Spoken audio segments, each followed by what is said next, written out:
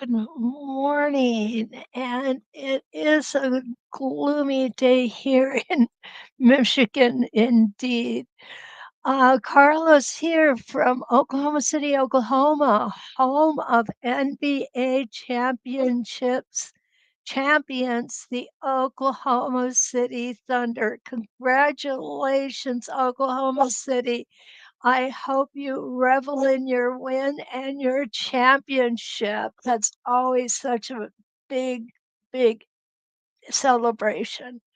Linda's here, my friend from New York, and Linda Lombardo, my Michigander buddy. Yeah, for Michigan, gloomy here. It is up in the UP too, sadly. Actually had to turn my heater on this morning. It was a little chilly. And Cactus Deb is here from Glendale, Arizona, where she probably is not too chilly, or at least won't be by the time the sun comes up. Hi, Di is here from Southern California. Good to see you again. And Pam from Maine. And Monica from Durand, Illinois. I think I got that right, Monica. Please correct me if I'm wrong.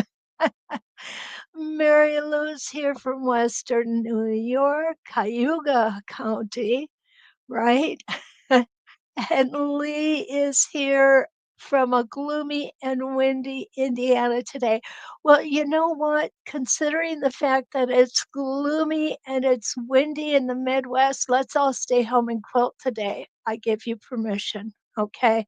Today is a no housework day. Today is a quilting day. Oh, my husband will be happy to hear that.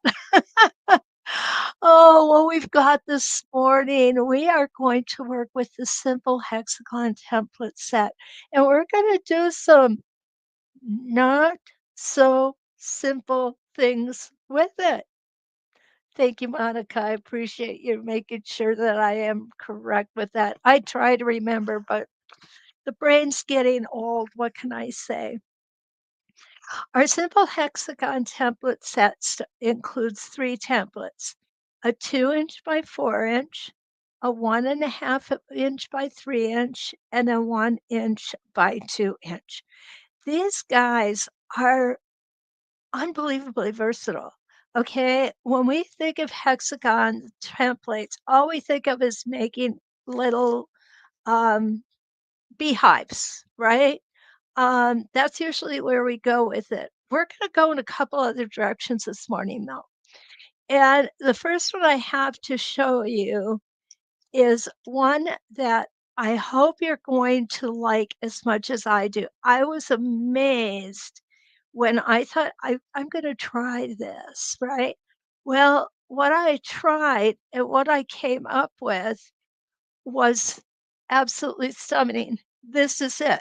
This is going to be our first try this morning. Well, Mary, so good to see you. Good morning. And my friend Ronnie from Northeastern Arizona. We are working with our simple hexagon templates this morning. 3 sizes in our paper or in our package. And this is the first design we're going to make. I can't tell you how much I like this design. Now, if you're working on hexagons, it's going to fit beautiful inside of a hexagon too. So let me show you how I did that. I have 8 reference lines. I'm going to come into my center, of course, and I'm going to treat this like a spinifex, right? Who would ever have thought to do a hexagon like a spinifex? Um, People who are a little different like me, I guess. Ah, here we go. We're going to pull that bobbin thread up, and I definitely should have enough. I said that yesterday and ran out. So just in case I run out again this morning, I do have another bobbin here and ready to go. So what I'm going to do, first off, I'm gonna start with my largest, and this is a 2-inch by 4-inch.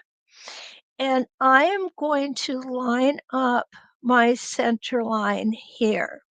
Now, the question you may ask is, will it matter if I line it up this way or if I line it up this way? To be honest with you, I haven't worked it out yet. I do have it lined up so that we are working on the vertical center. Okay. Well, Kathy, oh, thank you. Good to see you. Okay, here we go. Wait, I missed. Oh, no, I didn't miss you. Watching from a beautiful day in Texas, Kathy. Oh, send us some our way, please. Fall is definitely here. Okay, so I'm going to take my single stitch in place and we're going to start coming around here.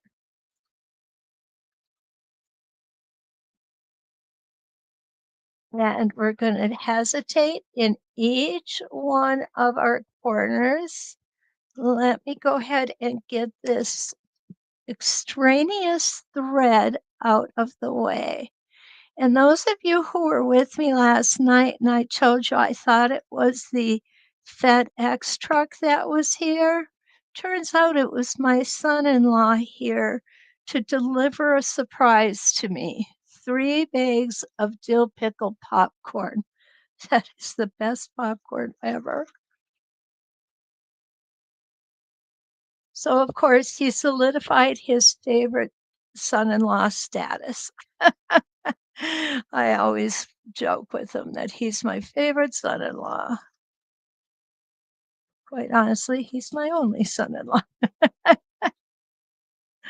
Okay, here we go. Around and round we're gonna go. I was watching these shapes as they were forming, and I looked at this one and went, "Yeah, that's kinda cool." I could see that come down here and keep adding to it. And we're gonna do some fills with our hexagons as well, okay? Don't forget to hesitate in those corners. That's what's going to give us these beautiful, sharp corners off of our straight lines, okay? And we're just gonna keep going around.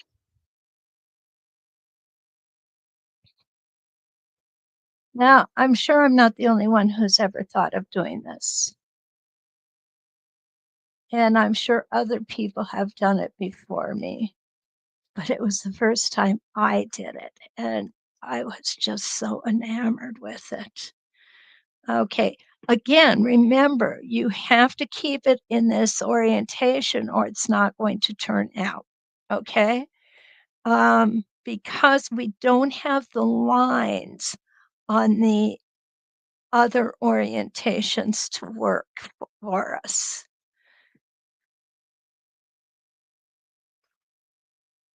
Here we go. Another rotation. I would not try more than 8 on this design. I think 16 would get way too busy. I have not tried 6 and I have not tried 5. I have a feeling that those would be beautiful as well.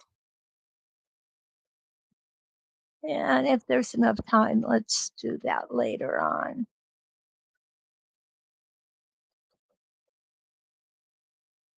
Plus, I do have another bit of a surprise that we can do with hexagons. This is a great background fill. Hexagons are. They're easy to work out and get around shapes, I think.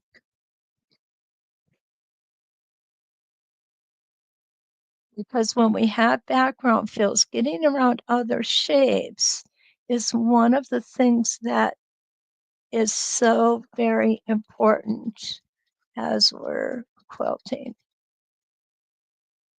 especially if you have applique shapes on your quilt. And who doesn't love doing applique, right?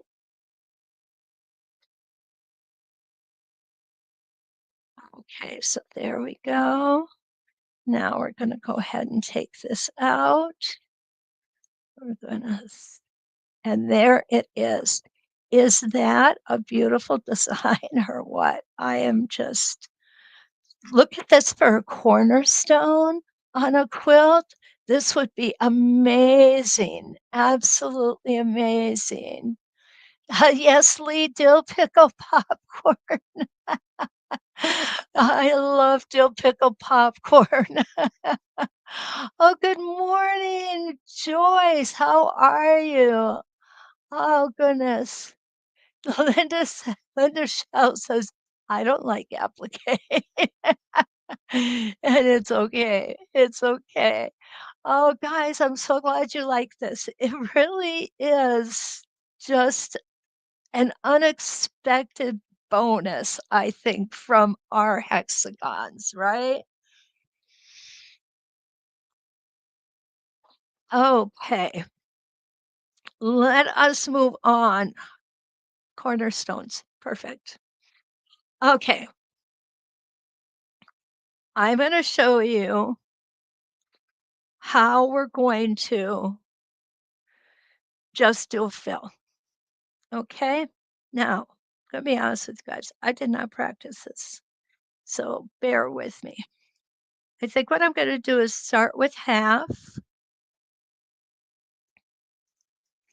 And I'm gonna go in kind of an odd direction, but that's okay. That's me. I do things oddly. Of course, sometimes we come up with winners. Sometimes we have fails. It's okay. I don't mind. I don't mind failing with you guys. You are my friends. You never criticize me for fails. And I think that that's it, that trying things is really an important way of finding new ways of doing things, such as what we just did, using a hexagon as a spinifex. Who'd have thunk, right? Okay, so here we go with our little beehive. Then we're going to come up. And what happens as we're doing this is we are really getting 2 rows. Okay, now I'm going to come this way. I'm going to have my rows going this way.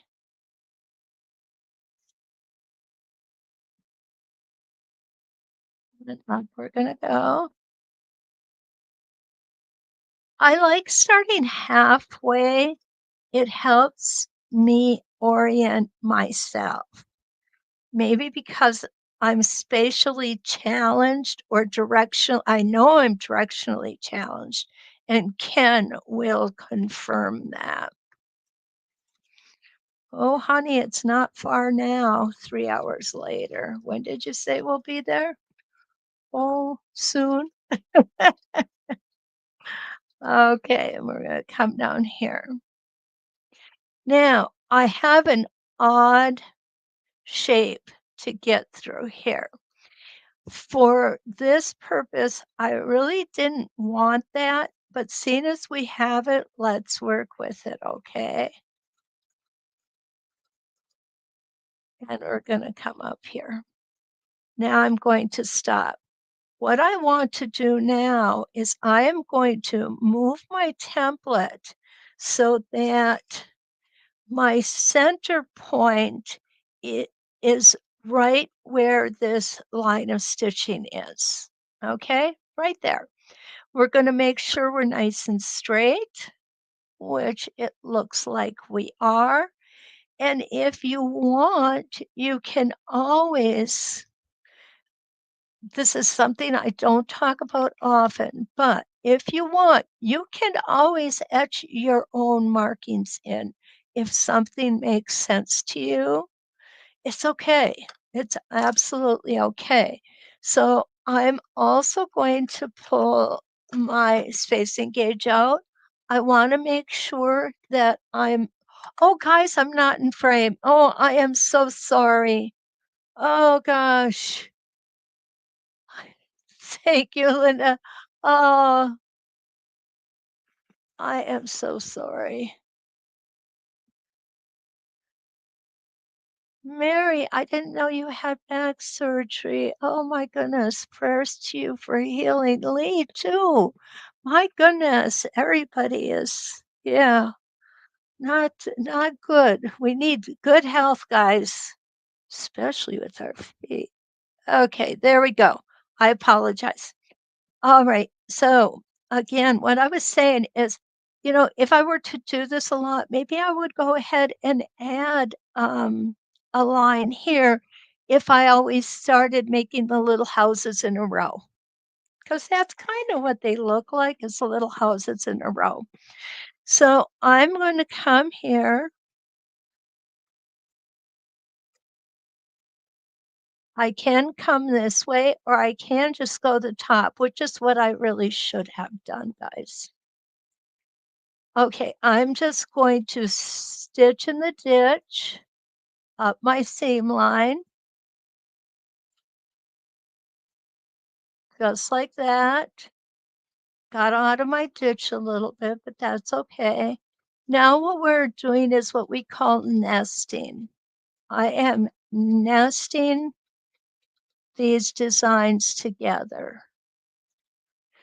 Now I'm going to go ahead and I'm going to move my template to the right. Make sure that I am lined up right here at the center.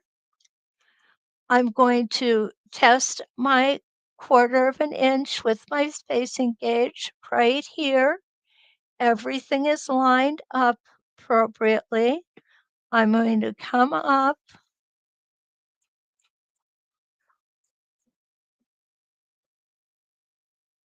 and now we're going to take off.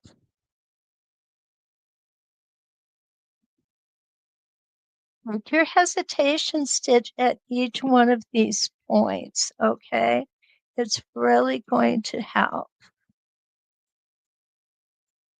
Okay, if we're off, which I am by just a hair, I'm not going to worry about that.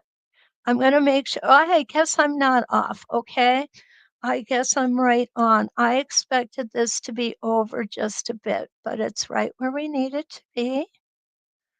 And lining up, spacing gauge, perfect. Remember to hold that spacing gauge straight on. And now we're going to go up and across. Simple design. It's very simple. It's very pretty.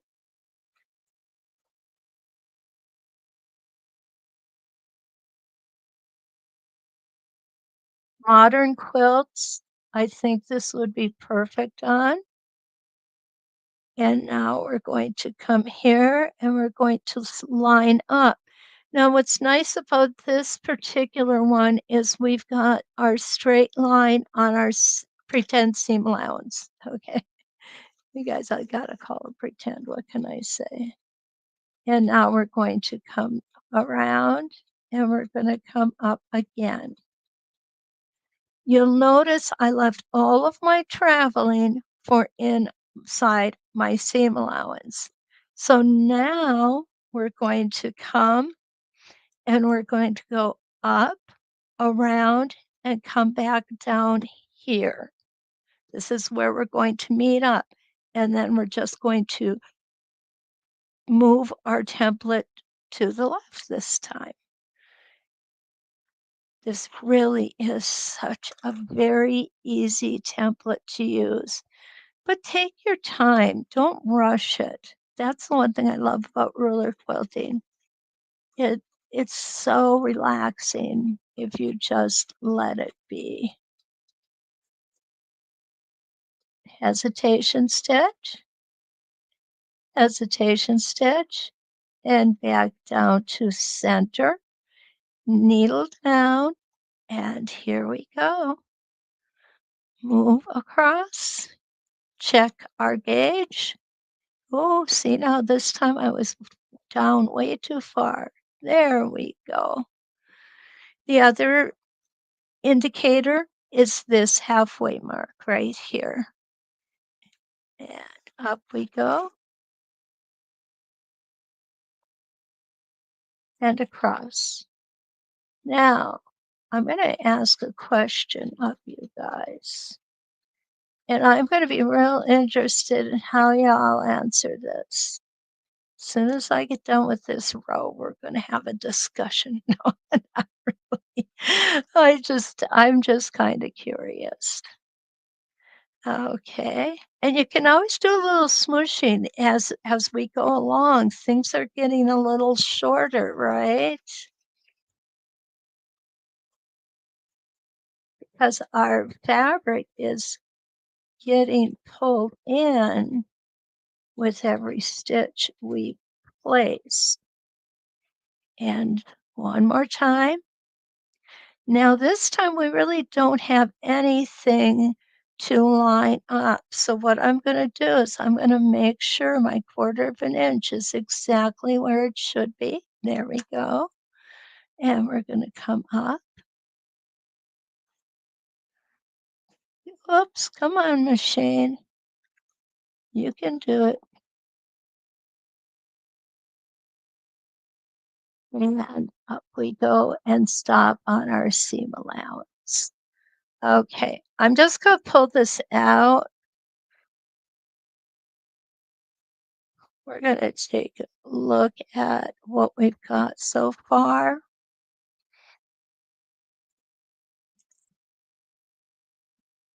Chicken wire.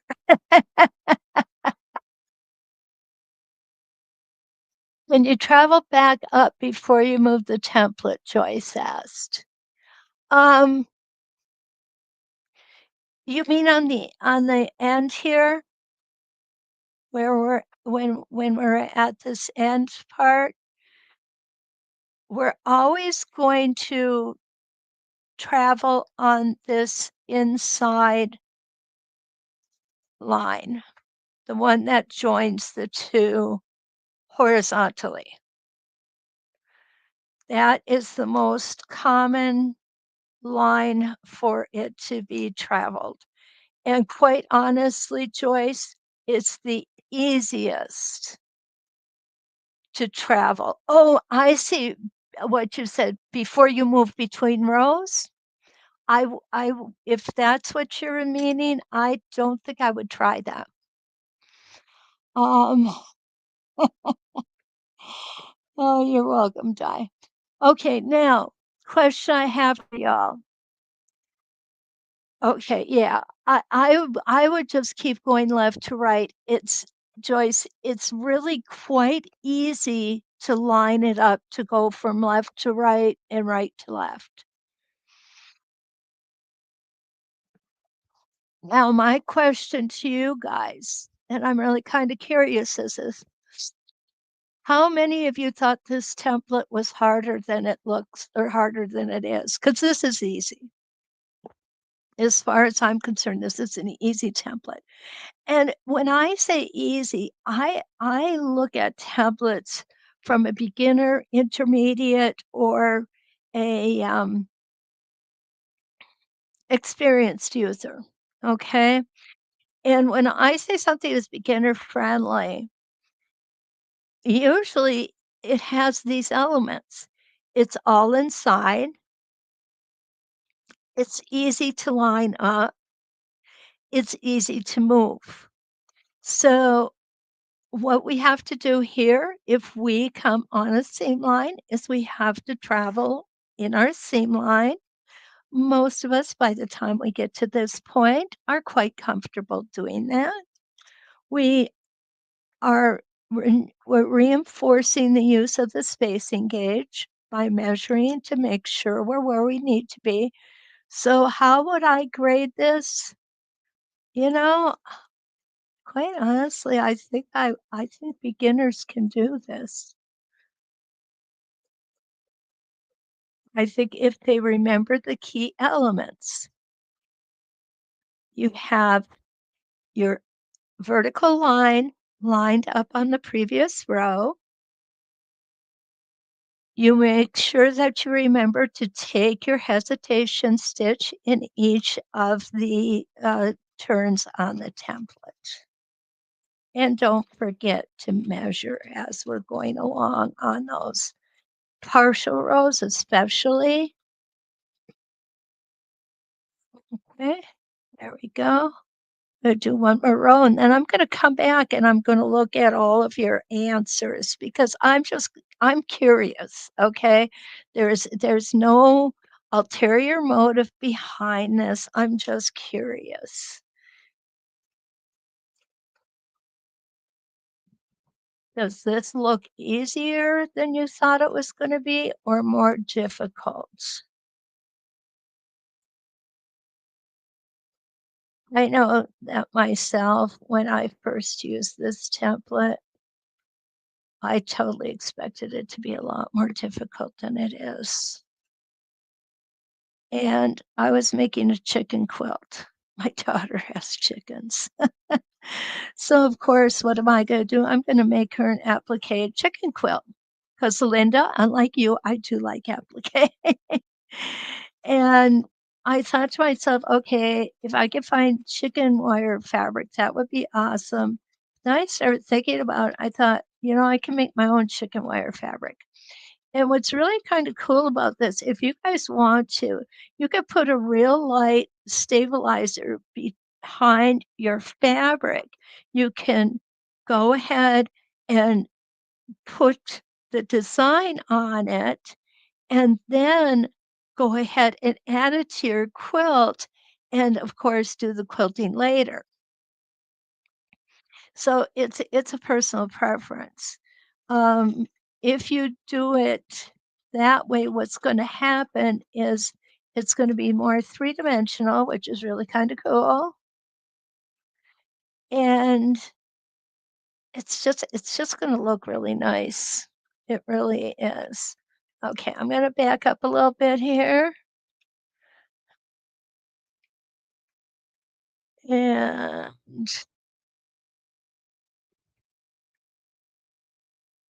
there we go.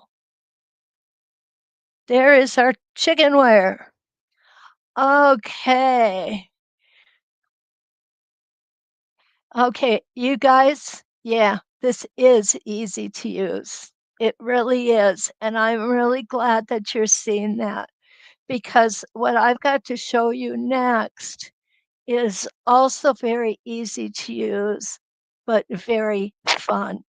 This, as I said, is an all over design. And what I want to do before we move on to the next thing that I have in mind is I want to go ahead and break thread.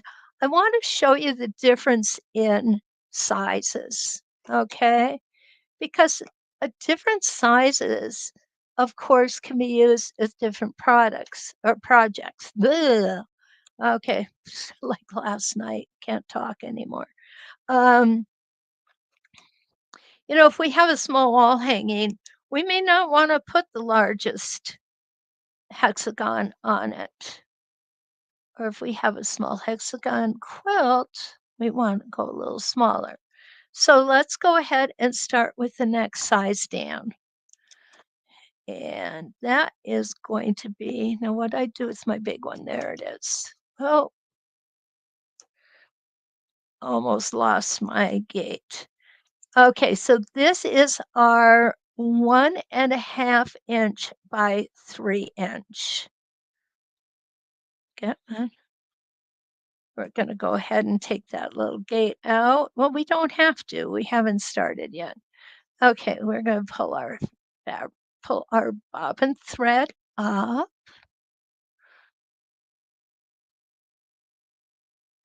Now the premise is exactly the same.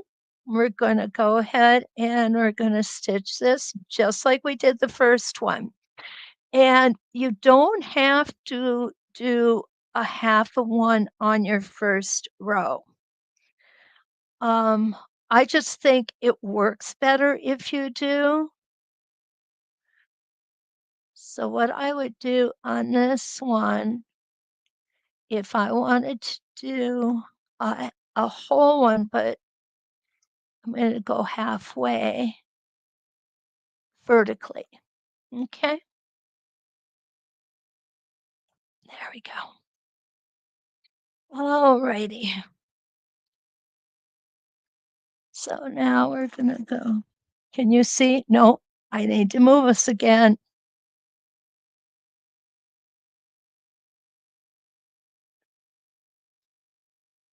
I'm going in the wrong direction, guys. Like I said, I'm directionally challenged here. There we go. Now we got it. Now let's focus. There we go. And let's put that needle back down. Okay, so we're going to think about this. Okay, when we started the half, we were easily able to start halfway and come across. But if we're going to start with half of our design vertically, we're going to come up here and back down here. Then we're going to go down and back up and move. So let's make sure that works out for us, okay? Actually, we can go, we don't have to travel up. We're going to go up here like this.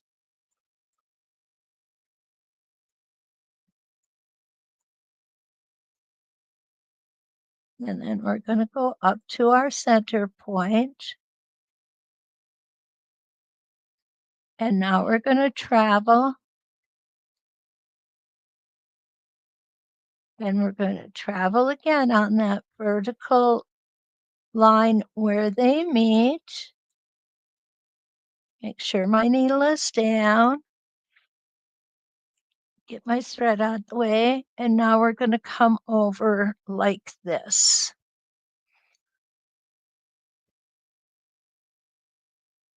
No, we're not going to come over like that. Oh, yeah, we are. Duh. Okay. Sorry. I kind of confused myself there for a second. I'm looking for my spacing gauge. Perfect. Okay. So we're just going to have like a house top here.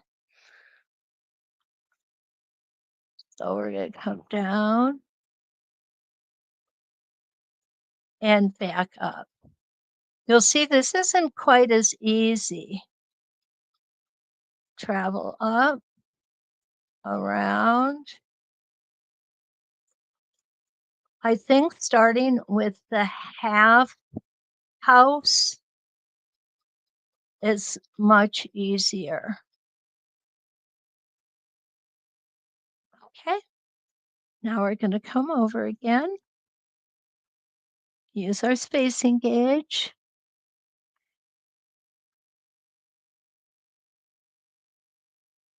There we go. Whoops. We need to come down to the center, up, and around again. And I move just a little bit.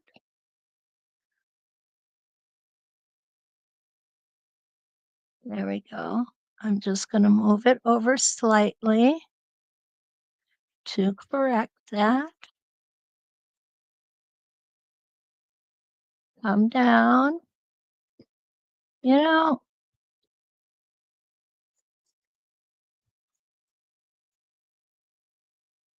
We can also do another thing. As I'm doing this here, I'm thinking to myself, we can come and slide that template over before we stitch up. Go ahead to our left. Oh, I came up a little high. That's all right. Come all the way around.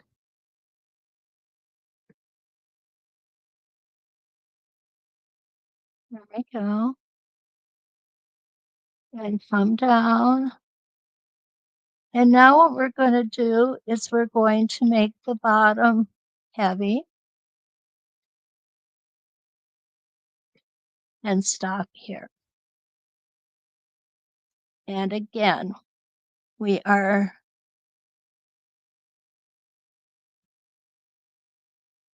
this one, I would definitely do the same. And the reason why is because I want to be consistent. So I'm going to go ahead and stitch in my seam line here. Take your time. Up on the top, over to the right, back down. Is that necessary? No, but it's the way I like to be consistent. There we go. So this is the second size. So what I'm going to do is I'm going to take this guy out and I'm going to stitch up, and then we're going to figure out where we need to be on the second row. And this should not be difficult, guys. This really is not a difficult task because we are nesting together. We're going to go ahead and put our foot back down, put our template back in. I'm going to put it back in right, though. Oh, yes. I have a tendency to turn things upside down and backwards all the time. Okay. So where we are, where we are on this one is we are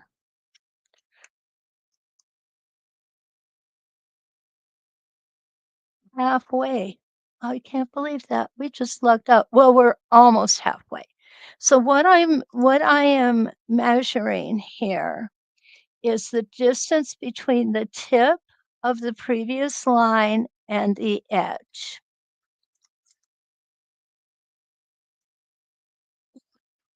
Go ahead, stitch up,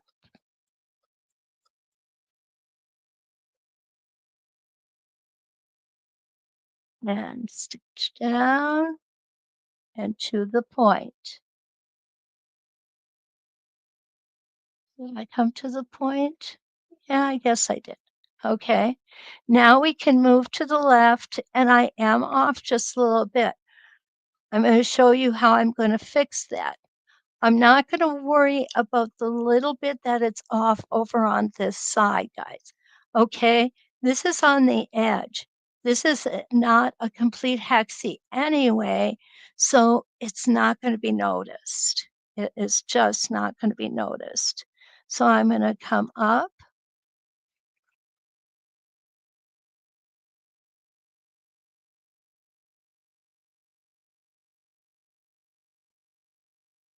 Now I am going to,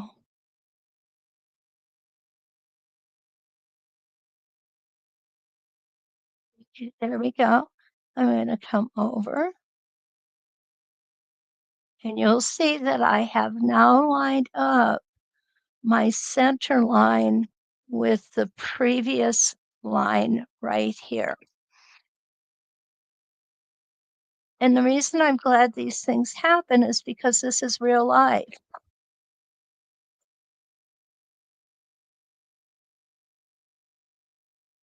And I did not have to come back up. I was thinking I was on the line before, but it's okay. I can, right? I can. Checking. There we go. Everything is lining up.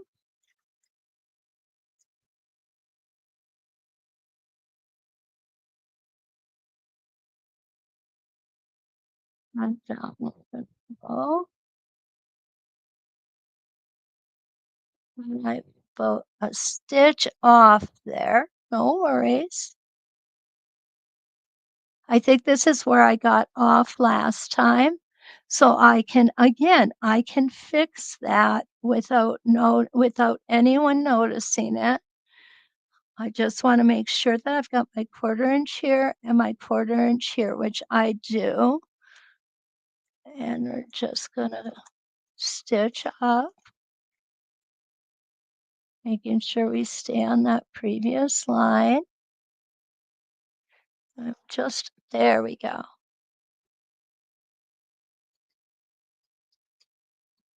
And across and down. We need to come down one more stitch. And this will be our last one on this row.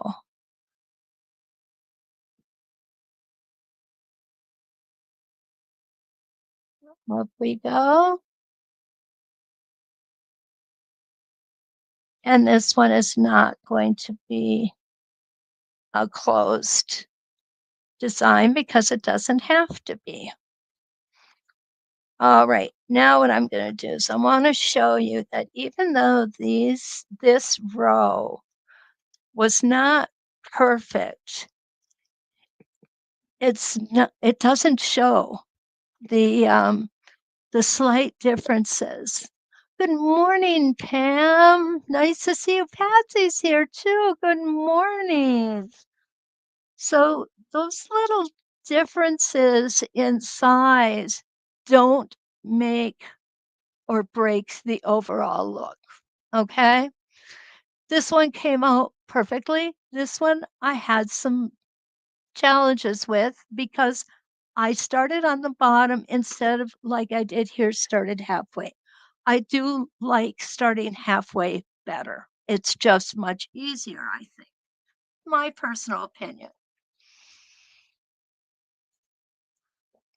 You guys all have your caffeine? Because I sure wish I had mine. Just kidding. Okay. I need to show you the small one too. And we're not going to do a whole lot on the small one because we're starting to run out of time, which always happens to me. Okay, let's go ahead. Just do maybe one half row and one full row. There we go. Remember, this is half row. We have the horizontal center line, and that is a good thing. So we can easily do the half. What I call a half row is the hexagon split in half horizontally on the fabric.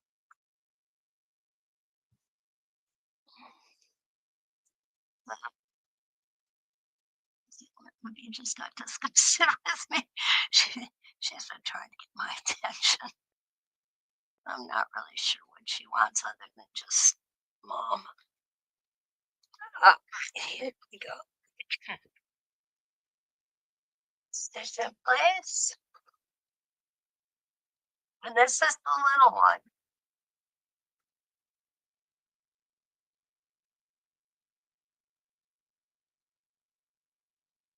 And needle down. My foot, this is 1 inch by 2 inches. I'm going to come across, line it up, stitch up, and make the roof on our little house again.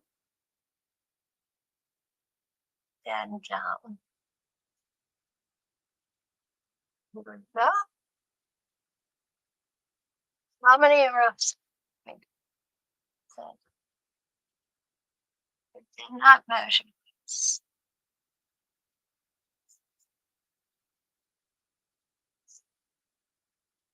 You'll see how much easier it is to start the rows off like this.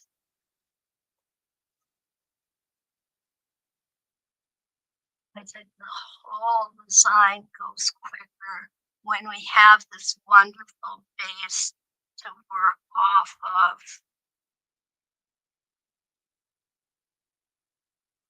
Up we go. Out we go.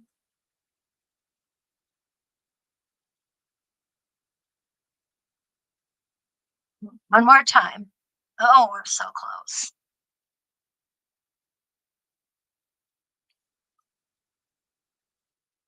When I say close. Okay.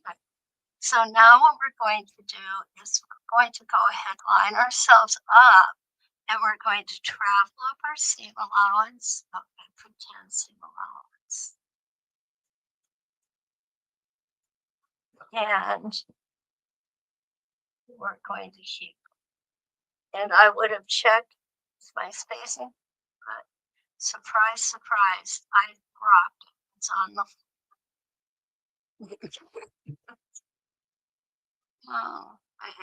oh, I guess it wasn't. It was my scissors I dropped. Boy, I've been without dropping anything for at least a week.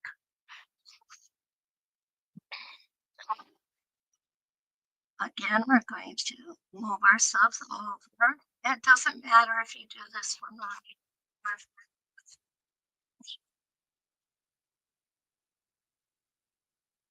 It's done the same exact.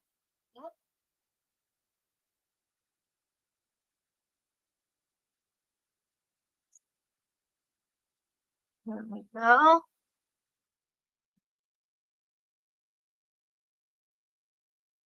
In my mind's eye, what I am seeing is I am seeing a straight vertical line going up. Oh, I moved my template. This is going to be a squatty one. Okay. Yep, sure did.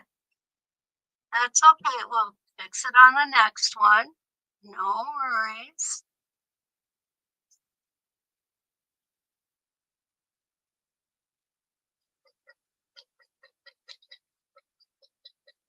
And we're gonna add one more.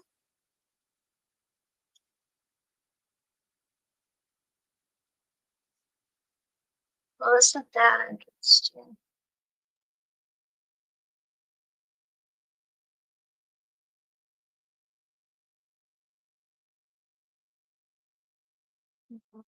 We're going to finish up this one here. And again, it's going down by some like that. I don't understand. We're gonna have to figure this out. You'll see it just keeps going downhill for me. I'm not sure if it's because I turned the template or not. So that's interesting. But the point of this was to let you know about the size difference between the three.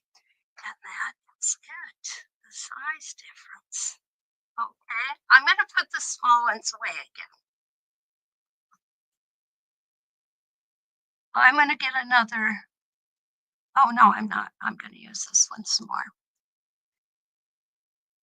I want to show you what we're going to look at next. Hexagons as clamshells. The sound has diminished. Okay, is it good now?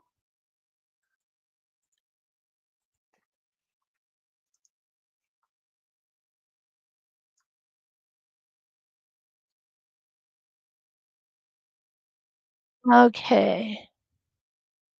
Okay, good. Thank you, Linda. Also, I want to put the link in here too for you this morning. Okay. Hexagon as clamshells. Something you would not think about. But of course, it was something I had to do. I was in a clamshell phase, and everything I touched had to be made into clamshells. It didn't last long, thank goodness. Okay, what I did was I just put some little free motion here. So I used two different sizes of the clamshells to make the, or two different sizes of hexagons to make the clamshells. And you'll see what I did was I went ahead and used that half hexie on the bottom to build up. We're going to need to put our our bigger clamshells in first. Then we can come back and put the smaller ones in. Okay. Yeah, Lee, I think what I did, I think I must have moved the microphone when I got a drink and forgot to move it back. All right, so here we go. We're not going to do an overabundant of them, overabundance. We're going to go in this direction. Oh, I want the big one first. So again, what I'm going to do is I am going to go on halfway. And I'm going to do a full one to start with, because we can do it that way as well. Okay, here we go.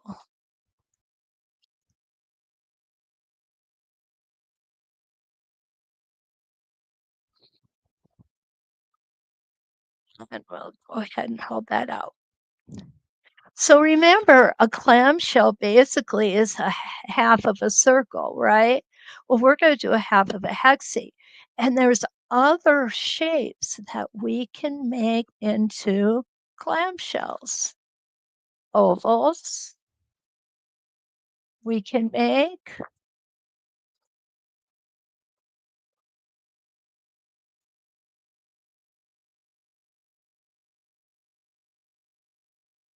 needle down. We want to make sure that we've got that needle down. And we're going to come up, do our next one. Now remember, guys, this time we're not going to do our whole clamshell or our whole hexie. I know I've got this, right? It's just a matter of time.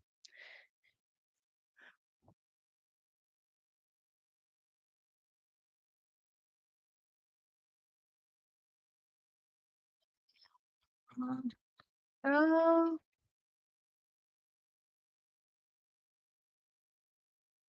and I'm not going to do another one. So now what I want to do is I did that wrong. Oh, guys, I'm so sorry. I did that wrong. I'm holding the template wrong. Okay, erase that from your brains. Oh, it's early. What can I say? All righty. Let's get the ruler out. Let's do this again. I apologize. I've got it right here in front of me, and as I'm stitching, I'm looking over going, this isn't right.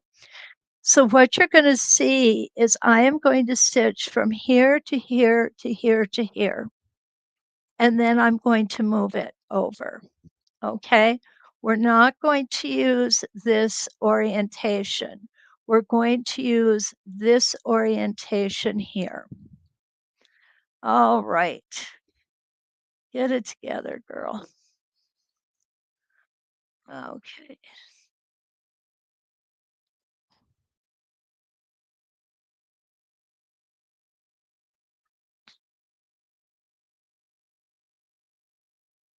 All righty. We'll pull that thread up.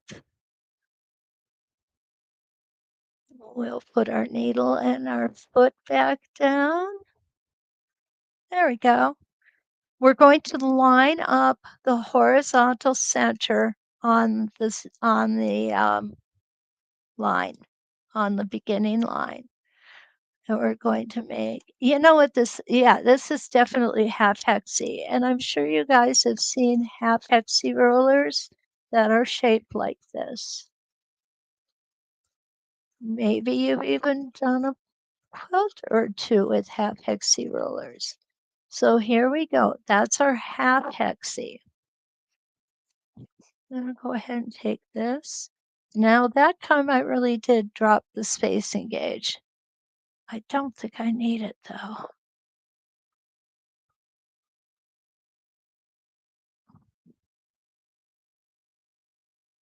Down we're going to go. We're going to get one more in here.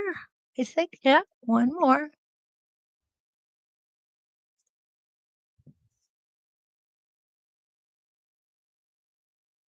Cross and down. Now what we're going to do is, like our regular clamshells, we're going to have to come up on this side, because what we want to do is we want a clamshell to meet halfway. So let's just go ahead. And I think I'm going to use a ruler with this, because then I'll know I've got it straight. I've got my 12-inch arc right here.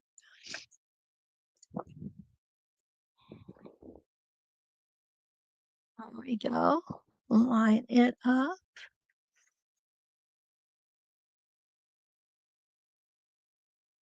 So we want this clamshell to start at the highest point. I'm just going to make some extra stitches here. So how that's going to work, what you may want to do, you certainly can, is come in here and draw the center line. And that looks to be about there.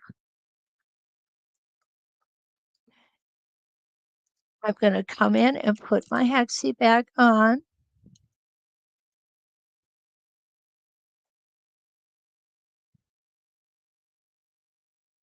And I need to go up a little more.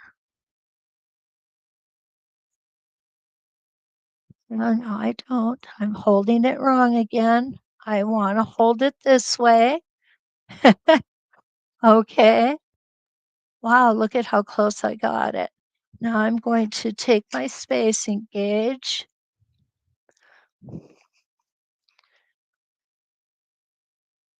And we're going to put it in there. This is where we want it to end. See how close I was.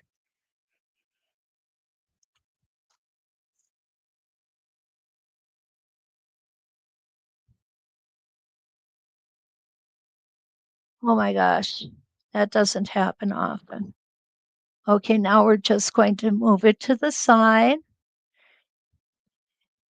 And we're going to take a look. We're lining up pretty good there, guys. If we need to adjust, where are we going to do it?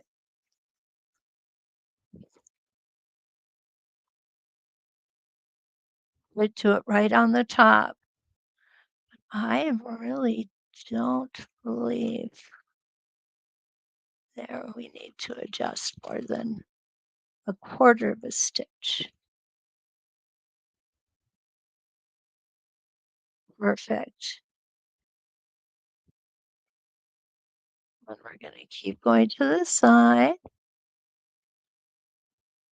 lining up this horizontal line all the way.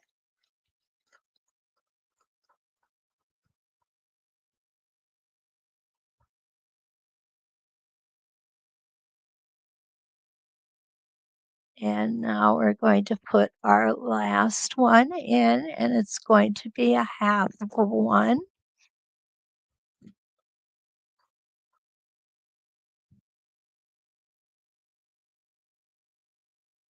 So when we come up, this time we're going to line up with the top of the previous row, and our center should come right into that little V shape.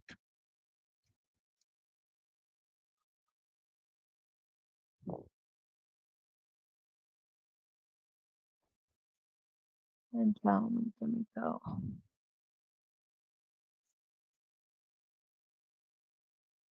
There we go. And again, we're gonna come up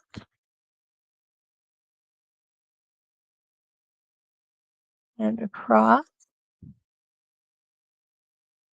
and back down. Perfect. Come on, needle, get in there. And now this time we're going to have a full one here, or relatively full, I should say.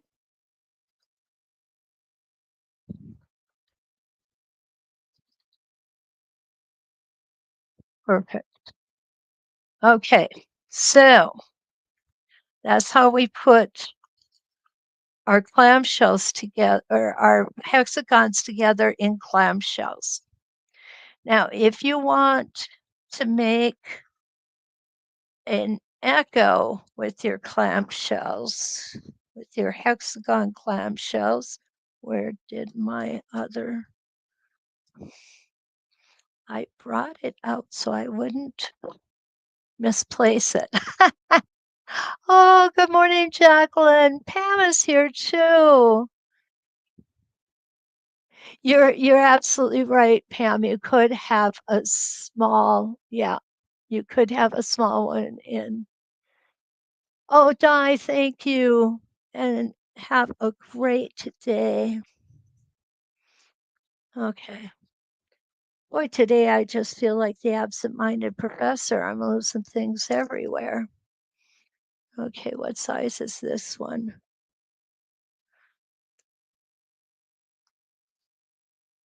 Well, we can do this one too. It doesn't matter. And to make the echo inside, we're going to take the next smallest size. We are going to line it up on the same line. Okay. We're going to pull our thread up here.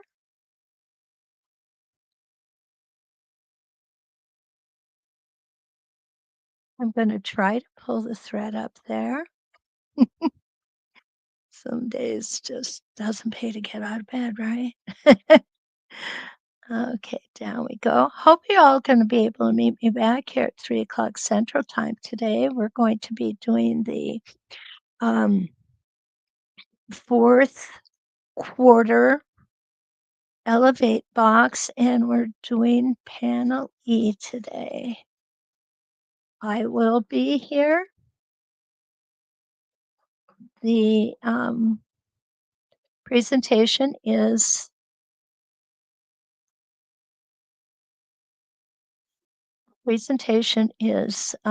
recorded.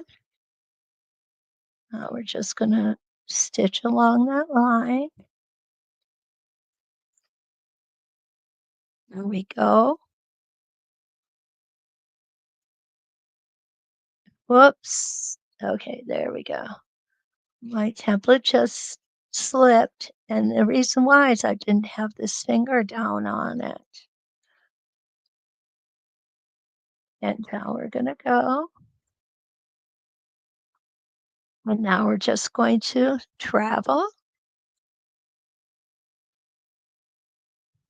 What I find works best for me with traveling is not to go fast, but to keep that needle moving all the time. And I need one more stitch. There we go. We should be perfect now. Yep.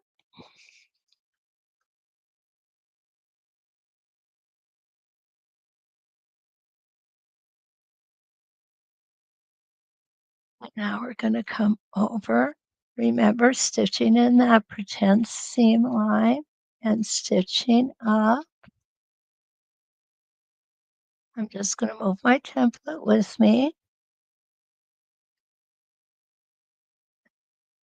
Now I'm going to make sure that it is placed where I need it to be. And we're going to go all the way up, close to the edge here.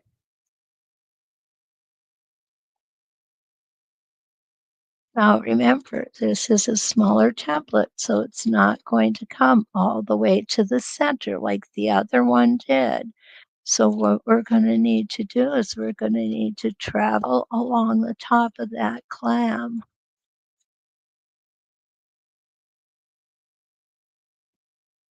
What I'm looking at lining up is the center with that V shape that's in there.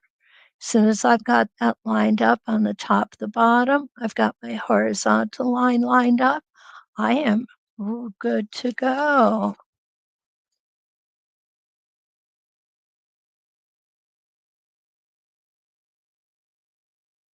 And now needle in. There we go. Take your time. Keep that needle moving, but don't try and speed it along.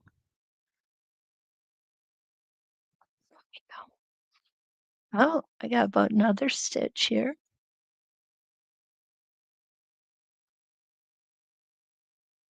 There we are.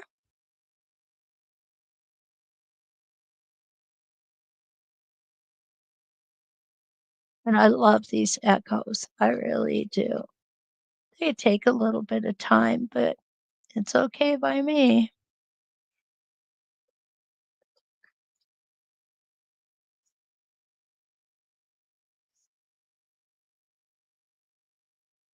There we go. We're going to do one more.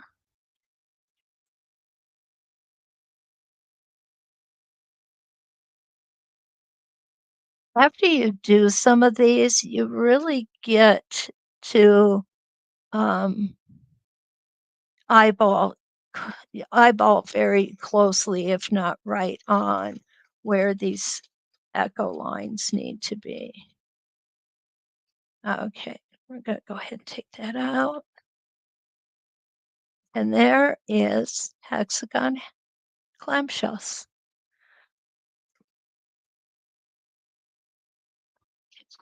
There we go.